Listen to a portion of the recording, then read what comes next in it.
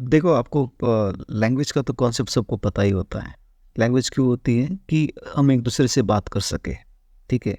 अगर हम computer language के बारे में अगर बात करें, तो अगर मुझे कंप्यूटर को कुछ इंस्ट्रक्शंस देने हैं, जैसे कि एडिशन ऑफ टू नंबर करो, ठीक है, 2 + 2 4 आंसर हमें मिलेगा। लेकिन ये इतना ईजी होता नहीं है। कंप्यूटर में ये इंस्ट्रक्शन समझने के लिए कुछ कुछ सेट ऑफ इंस्ट्रक्शंस होते हैं, उसको हम बोलते हैं प्रोग्रामिंग लैंग्वेज, ठीक है। अब इस पूरी सीरीज़ में मैंने बहुत ही ज़्यादा फंडामेंटल्स कवर करने का प्रयास किया है। वीडियो की प्लेलिस्ट मिल जाएंगी, साथ में आपको सारे एग्जांपल्स, सारा सोर्स कोड आपको मैं डिलीवर कर दूंगा, ठीक है।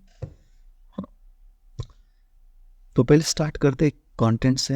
आउटलाइन क्या है पूरे वीडियो सीरीज़ की। इसमें हम देखेंगे इंट्रोडक्शन, सैम्पल कोड। और तो सी लैंग्वेज जो बनाई थी, जो डेवलपर थे, उनका नाम था डेनिस रिची, और एक बेल लेबोरेटरीज में काम करते थे। और जो सी लैंग्वेज बनाई थी 1972 टू मिड ऑफ 1973, इसके बीच में ये लैंग्वेज बनी थी। और ये क्यों बनी थी? जैसे कि आपको पता ही है कि it's very powerful language, it's a middle level language, right, it's a mother of all programming language. ये सारे टाइटल्स उसको दिए गए हैं। दैट्स वाई सी लैंग्वेज आज भी पॉपुलर है। अगर आपको खुद की ऑपरेटिंग सिस्टम बनानी है, खुद आपको डिवाइस ड्राइवर बनाने हैं, या डेटाबेस लेवल का कुछ सॉफ्टवेयर बनाना है, तो आपको सी लैंग्वेज ही यूज़ करना पड़ेगा। जो भी ना पॉपुलर एम्बेडेड सॉफ्टवेयर्स है या सिस्टम सॉफ्टवेयर्स है, वो सारे के सारे सी या C++ में ही बने होते हैं, क्योंकि सी लैंग्वेज सीधा हार्डवेयर को एक्सेस करता है। इसका एडवांटेज है। या सी लैंग्वेज का कोड लिखने के लिए आपके पास बहुत सारे ऑप्शंस हैं। You can use visual studio, VS code आप यूज़ करो, इक्लिप्स यूज़ करो, डेव C++ करो, बहुत सारे टूल्स हैं।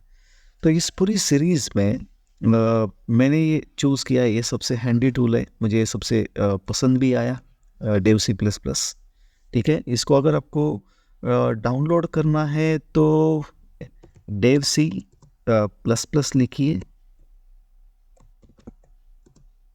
एंड एम्बारकेडो, आई डोंट नो मैं इसका नाम सही प्रोनाउंस कर पा रहा हूँ या नहीं, लेकिन ये वाली एडिशन बहुत ही अच्छी है, ठीक है।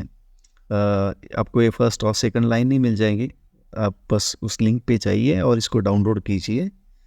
और ये बहुत ही बढ़िया सॉफ्टवेयर मुझे लगा एक C++ के लिए। आपको अगर VS कोड पसंद है, आप VS कोड यूज़ कीजिएगा, doesn't matter, IDE doesn't matter. Main है कि आपका आउटपुट आना चाहिए, आपका प्रोग्राम रन होना चाहिए, ठीक है। ये इसका इंटरफेस है डेव C++ का, ठीक है। इसमें ये सारे मेनूज़ है, फाइल, एडिट, एग्जीक्यूट, जो बेसिक IDE के मेनू होते हैं।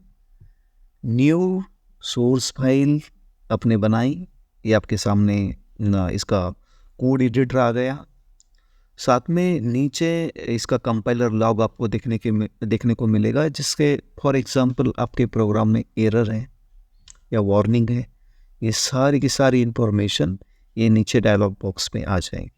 आप डीबग भी कर सकते हैं, आप कंपाइलर यहाँ पे देख सकते हैं, आप रिसोर्सेज, बहुत सारी चीज़ें हैं। लेकिन मुझे अभी फ़िलहाल ध्यान देना है बस कंपाइल लॉग में, ठीक है। जैसे मैंने न्यू फाइल बनाई और मैंने इसको सेव करने के लिए फाइल मेनू में गए, फाइल, और अभी सेव इनेबल नहीं हुआ है क्योंकि मैंने अब तक कुछ तो लिखा नहीं है, ठीक है। तो यहाँ पे मैं कमेंट करके इसको मैं प्रोग्राम का नाम दे रहा हूँ hello, okay, hello world program in C, okay. अब शायद ये इनेबल हो चुका होगा, yes.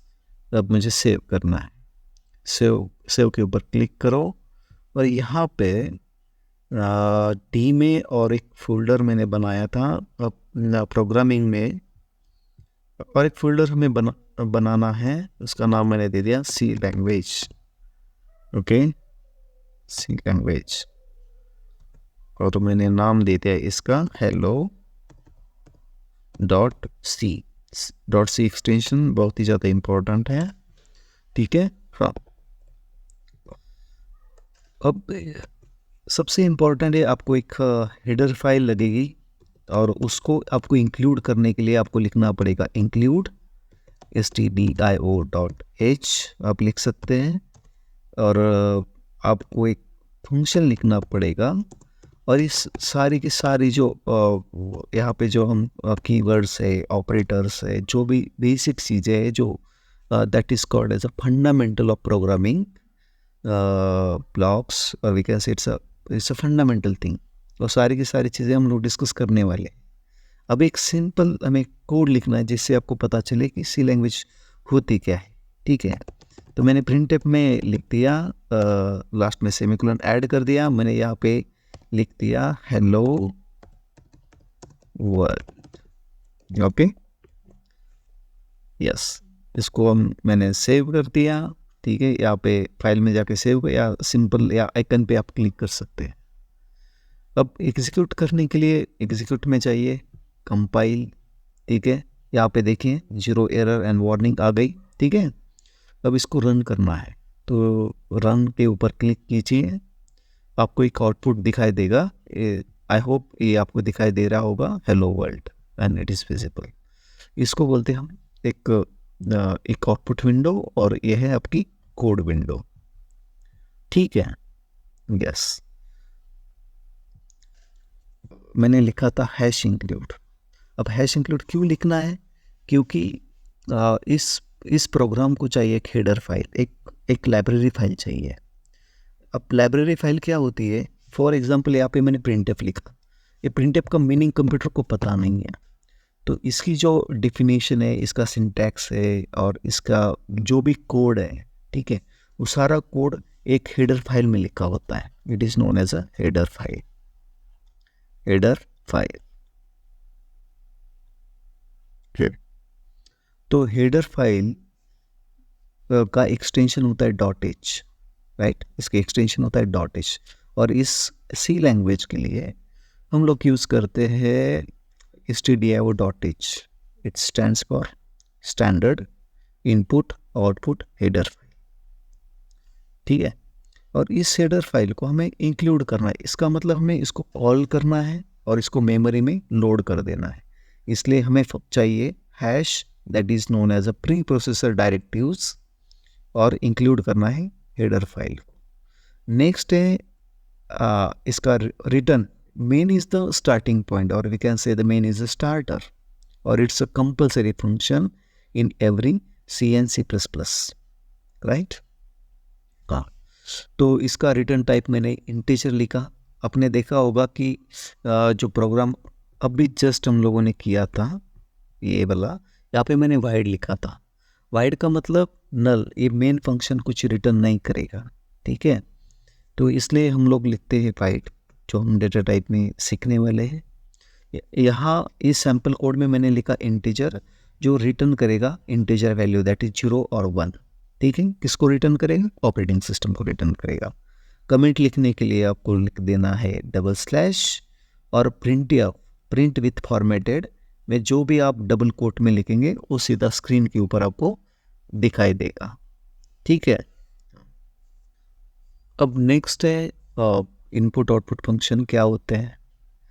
As a name suggest, अगर आपको कुछ यूज़र से वैल्यू चाहिए तो आपको यूज़ करने होंगे इनपुट फंक्शंस।